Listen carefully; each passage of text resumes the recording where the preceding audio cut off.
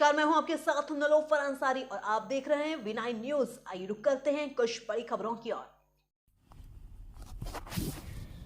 नगर विकास मंत्री ए.के. शर्मा ने विधेयक को विधानसभा में प्रस्तुत करते हुए कहा कि उत्तर प्रदेश में अभी तक लिफ्ट एंड एस्केलेटर के उपयोग, सावधानियां, निगरानी, रजिस्ट्रेशन व रेगुलेट करने संबंधी कोई अधिनियम नहीं था। देश के कुछ राज्यों महाराष्ट्र, गुजरात, कर्नाटक, तमिलनाडु, केरल, पश्चिम बंगाल, हरियाणा, दिल्ली, हिमाचल प्रदेश जैसे राज्यों में लिफ्ट एस्केलेटर के संबंध में उनके अधिनियम है, लेकिन उत्तर प्रदेश में ऐसी व्यवस्था नहीं थी।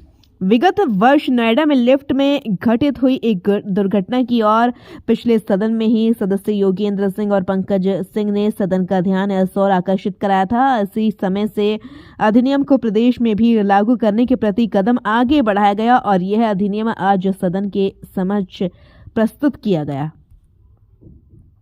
लखनऊ से ब्रिजेश सैन की रिपोर्ट।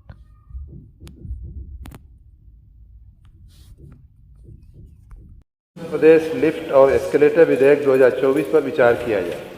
आपको कुछ बोलना हो तो बोलिए। माननीय अध्यक्ष जी, माननीय अध्यक्ष जी, जैसे जैसे शहरीकरण, औद्योगिकरण की प्रवृत्ति बढ़ती जा रही है, जैसे जैसे विशेष रूप से नगरों में जैसे जैसे हम वर्टिकल बिल्डिंग्स बनाते जा रहे हैं, बहुमंजिली इमारतें बनाते जा रहे हैं, वैसे वैसे लिफ्ट और एस्केलेटर की आवश्यकता महसूस होने लगी है, उसका उपयोग होना शुरू हो गया है। आपने देखा होगा कि अभी तक बहुमंजिली मकानों में ही लिफ्ट और एस्केलेटर लगते थे, लेकिन अब तो माननीय नरेंद्र मोदी जी के राज्य में रेलवे स्टेशन पे, तीर्थ क्षेत्रों पे भी, विश्वनाथ मंदिर जैसी जगह पे भी एस्केलेटर का उपयोग होने लगा है। जहाँ लोग भारी संख्या में जिन चीज़ों का उपयोग करते हैं, वृद्ध हो, बच्चा हो, नौजवान हो, महिला हो, सभी लोग लिफ्ट और एस्केलेटर का उपयोग करते हैं। विशेष रूप से जो अशक्त लोग हैं वो पहली मंजिल पर जाने के लिए भी उसका उपयोग करते हैं।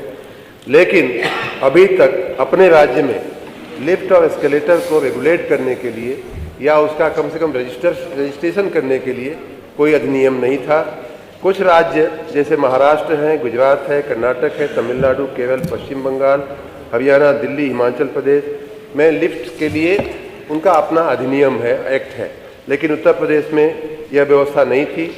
कुछ दिनों पहले ये बात विशेष रूप से ध्यान में आई जब नोएडा में एक हादसा हुआ था, और मैं धन्यवाद करना चाहूँगा आप इस सदन के माननीय सदस्य माननीय देवेंद्र सिंह जी का, माननीय पंकज सिंह जी का, जिन्होंने हम सब का ध्यान उस तरफ आकर्षित किया था। पिछले सत्र में मैंने कहा भी था कि मैं इसके लिए अधिनियम लेकर के आऊँगा। उसी भावना के तहत ये अधिनियम माननीय सदन के समक्ष प्रस्तुत है।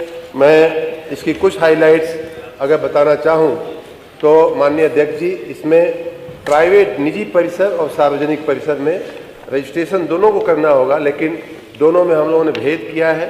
निजी परिसर जो है कोई व्यक्ति अपने घर में लगाता है, कोई एक मंजिल से दूसरी मंजिल पर जाने के लिए उपयोग करता है, तो उसके लिए रजिस्ट्रेशन तो हम करेंगे, लेकिन जो शर्तें हैं, बहुत सारी शर्तें उन पर लागू नहीं पड़ेंगी। लेकिन जहाँ सार्वजनिक रूप से जिन लिफ्ट का, एस्केलेटर का उपयोग होता है, वहाँ थोड़े हमने गाइडलाइंस, प्रतिबंध हमने बताया। और प्रतिबंध हमने नहीं किया है, कुछ भी नहीं किया है, लेकिन उनको रजिस्टर करना आवश्यक कहा है। उनके कुछ मेंटेनेंस की जो बातें होती हैं उस पर हमने गाइडलाइंस इस एक्ट के तहत देने की कोशिश की है। अगर कोई हादसा हो जाता है तो तुरंत सूचित करने की बाध्यता उनको हमने किया है।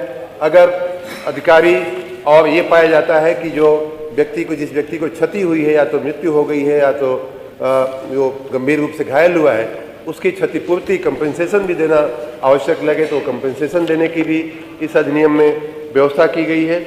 एक ही अपवाद को छोड़कर कि जो कारखाना अधिनियम एक माननीय अध्यक्ष जी अलग से है 1948 का, जिसमें इंडस्ट्रियल हाउसेज में, इंडस्ट्रियल प्रेमाइसेज में या उसके व्याख्या में आने वाली सभी ऐसी जगहों पे उस एक्ट के तहत लिफ्ट का रेगुलेशन होता है। उसके सिवाय तमाम लिफ्ट जो अपने राज्य में लगेंगी उन पर यह अधिनियम लागू पड़ेगा। मैं माननीय सदन से निवेदन करता हूँ इस पर विचार करके इसे पारित।